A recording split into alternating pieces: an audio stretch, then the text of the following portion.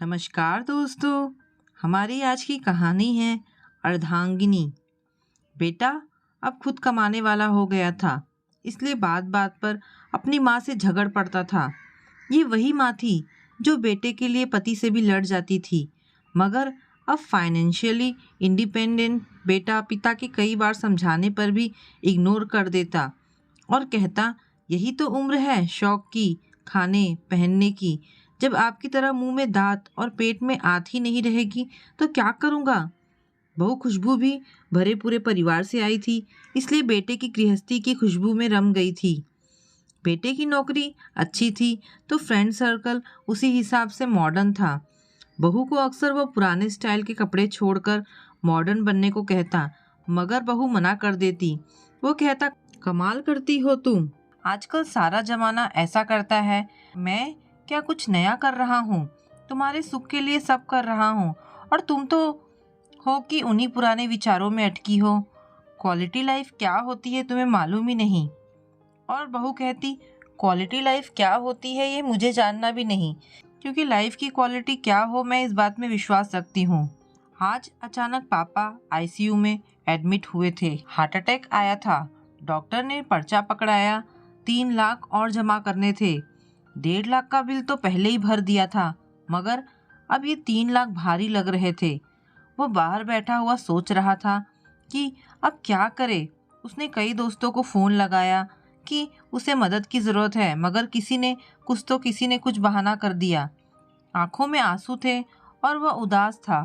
तभी खुशबू खाने का टिफ़िन लेकर आई और बोली, अपना ख्याल रखना भी ज़रूरी है। ऐसे उदास होने से क्या होगा, हिम्मत से काम लो। बाबूजी को कुछ नहीं होगा, आप चिंता मत करो। कुछ खा लो, फिर पैसों का इंतज़ाम भी तो करना है आपको। मैं यहाँ बाबूजी के पास रुकती हूँ, आप खाना खाकर पैसों का इंतज़ाम कीजिए। पति की आंखों से टप टप आंसू झरने लगे। कहा ना, आप चिंता मत कीजिए। जिन दोस्तों के साथ आप मॉडर्न पार्टियां करते हैं, आप उनको फ़ोन कीजिए, देखिए तो सही कौन कौन मदद को आता है। पति खामोश और सूनी निगाहों से जमीन की तरफ देख रहा था कि खुशबू का हाथ उसकी पीठ पर आ गया और वह पीठ को सहलाने लगी। सबने मना कर दिया, सबने कोई ना कोई बहाना बना दिया। खुशबू, आज पता चला कि ऐसी दोस्ती तब तक की है जब तक जेब में पैसा है। किसी ने भी हाँ नहीं कहा, जबकि उनकी पार्टियों पर मैंने लाखों उड़ा दिए। इसी दिन के लिए बचाने को तो माँ बाबा कहते थे। खैर कोई बात नहीं, आप चिंता ना करो, हो जाएगा सब ठीक।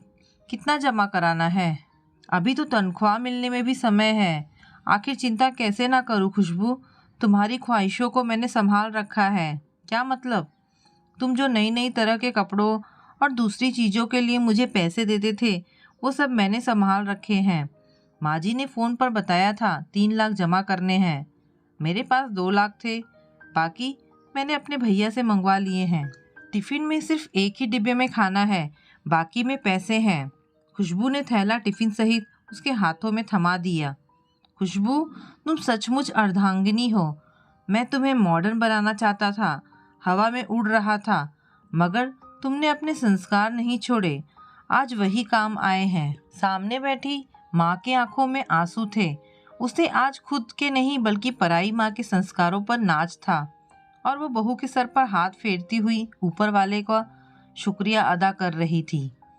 तो दोस्तों, आपको ये कहानी कैसी लगी मुझे कमेंट करके अवश्य बताएं। धन्यवाद दोस्तों।